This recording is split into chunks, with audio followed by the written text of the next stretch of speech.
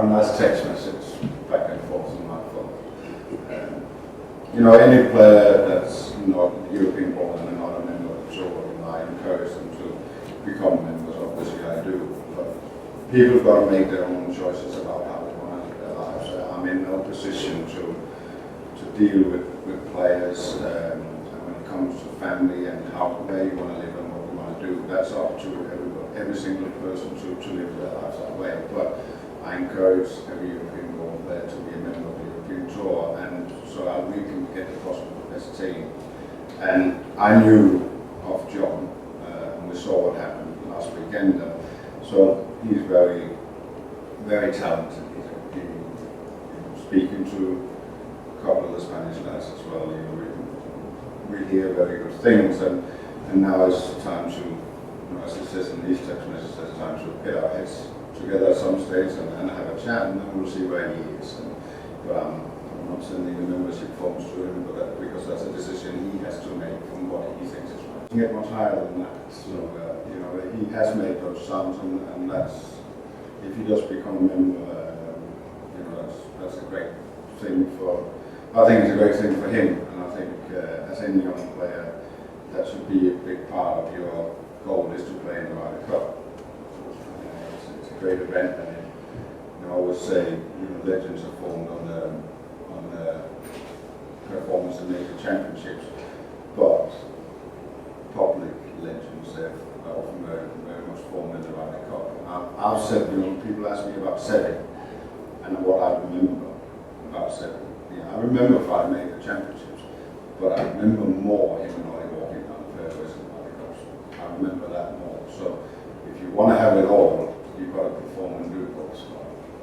And I think you can't really put a bigger encouragement out there. If you want to have the whole package, you've got to be able to do both. The Ryder Cup is a massive event to be part of, and if you're successful in it, it can do a lot for your career and your persona. And I think that's, got to be careful being too blunt. There's the obvious answer, and there's 8 spots up for grabs, and I can't do anything about those 8.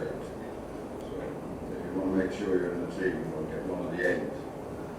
The 4 picks are there for a reason. They're there to mix and match the team, and it's not always maybe the best 4 players.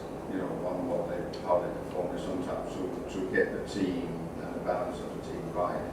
Hopefully, you can get everybody in. But as any player, and as I've done in all my career, set out for when I wanted to have an idea about life, you've got to make it on paper, because then you're certain. And if you don't, then you're at the mercy of somebody else. And as a sportsman, that's never a great place to be. Yeah. Thomas, just back to what you said about Jon Rahm, obviously, as you said, you're not going to tell people how to live their lives. Have you spoken to Paul Casey? Because that was obviously seemed to be the big dilemma and issue with him the last time. Well, I've been very clear, and I said that in my press conference in Abu Dhabi as well. I've been very clear that getting the qualification criteria and getting everything in place for what I believe and the tour believes is the right thing was the most important thing. And no individual player was going to affect that. I have a long list of names on my phone of all the people that are members in America, and there's certain people that are not members in Europe. And I'll encourage all of them, including Paul, to be a member of the European Tour, because that gives me an opportunity to get the best possible team.